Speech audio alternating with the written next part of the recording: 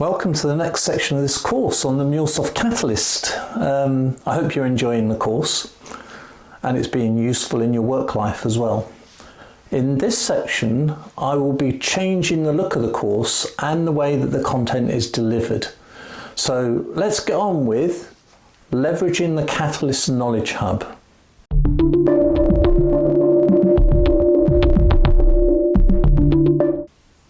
Okay, let's get straight into the session where we will revisit some old friends and actually we'll meet some new ones. And if you stay with me to the end of the video, then I'll tell you a story which will hopefully help you walk through the Knowledge Hub to find some useful material. Now, as I've said, this section of the course is called Leveraging the Catalyst Knowledge Hub, and it accounts for just a small amount of the certification exam, 7% of the overall score. But it is important, and the questions could be relatively straightforward, so it might be 7% that you really need. As I'll be looking at tackling the subject of leveraging or using the Catalyst Knowledge Hub, then of course I would expect the first question that you're going to ask me is, well, what is the Knowledge Hub? Good question, really good question. The Catalyst Knowledge Hub serves as a centralized repository for all Catalyst assets that customers and partners can utilize to drive their own successful Catalyst initiatives. In short, it's a website that contains a lot of useful material gathered from many engagements. Now, this did confuse me for quite a while about the difference between the Catalyst and the Catalyst Knowledge Hub, so I hope that I've explained that. Catalyst represents MuleSoft's comprehensive approach to delivery, which emphasizes an holistic perspective on achieving customer success. And it does that by combining outcome-driven technology with organizational empowerment. Now, that is really important, and we will be coming back to that.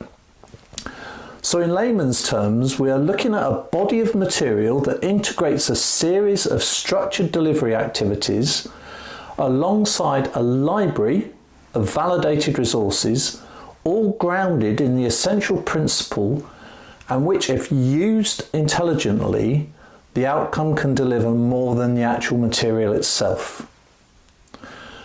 MuleSoft services have created these guides, each following the same methodology and utilizing the supporting assets that ensure successful Catalyst engagement for their customers across all different types of industry. Really important to emphasize that as well. All types of industry. Now, who can access these guides? Well, we don't need to spend too much time on this, but for completeness, it's anyone with a license can access the Knowledge Hub at catalyst.mulesoft.com. I'll put a link up here and I'll put a link in the description. Non-federated users access the Catalyst Knowledge Hub by using their Anypoint platform credentials. Federated users use the credentials provided by an identity provider configured by their own organization. And on-premise and private cloud users who have a MuleSoft support portal can get credentials by contacting MuleSoft support. Now, you don't need to remember any of that for the exam, obviously, but it's useful to see what things look like. So when you log in, this is the screen you'll see, and you will see it at the top of the screen. We have a box around our old friends, playbooks and delivery approaches. And you'll be more than familiar with these by now, hopefully. Now in the next video, I'll start to look at playbooks in a bit more detail. You will need this material for the exam, but you will also exploit the playbooks in your work to introduce a MuleSoft product into your organization. But for this video, I want to concentrate on the differences between the 6 playbooks and the 3 delivery approaches, and how you distinguish when to use a playbook and when to use a delivery approach. This is important. It's also important to recognize who uses each type of material. So the key difference between playbooks and delivery approaches are their structure and who uses them. They will also differ in their intended consumers, like I've said, who uses them. So let's have a look at this again. First, I'll look at the differences between their structure and then later who's going to use them. Now, if you've seen any of my previous videos, you'll be familiar with the structure of a playbook. But just to recap, again, for those that like the numbers, 6 playbooks, and each playbook is divided into 4 phases.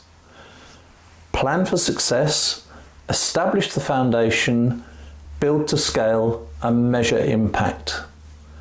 Now also remember that the plan for success and establish the foundation phases constitute the launch phase. Remember the little rocket that I put in the previous video? That was to try and emphasize this point, the launch phase.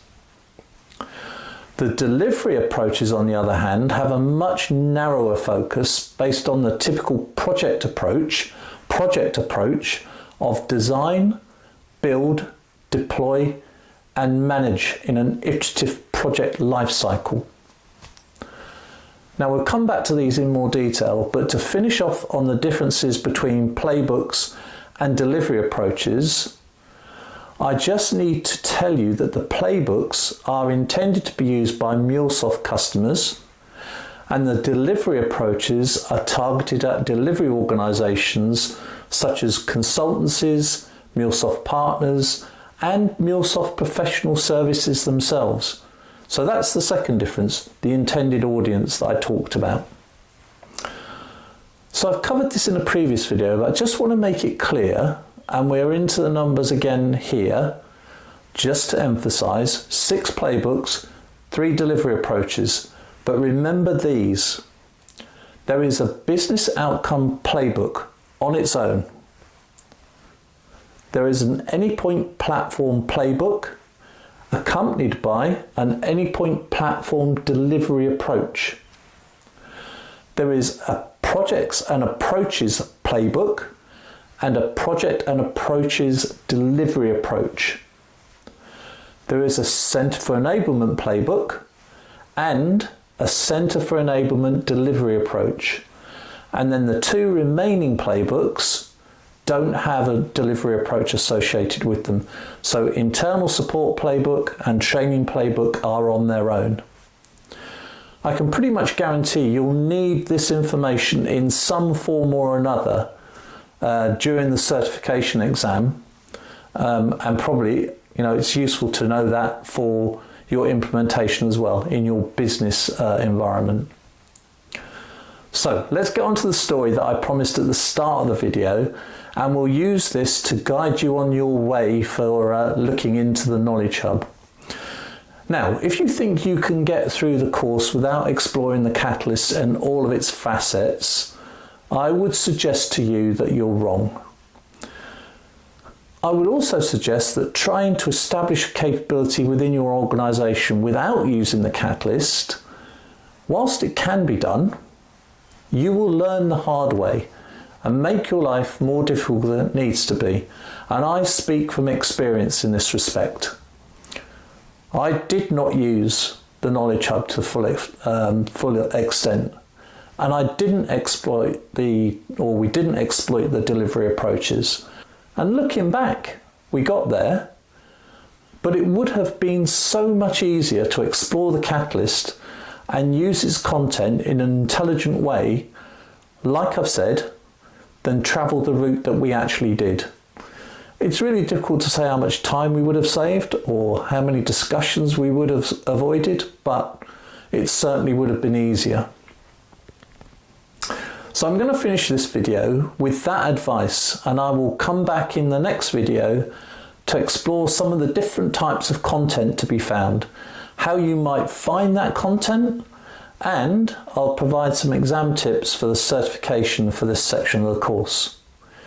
In the meantime, I would encourage you, if you can, log into the Catalyst Knowledge Hub, explore, make yourself familiar with the structure and use of the Knowledge Hub, and I'll see you in the next video when actually we are going to be looking at the Catalyst Knowledge Hub.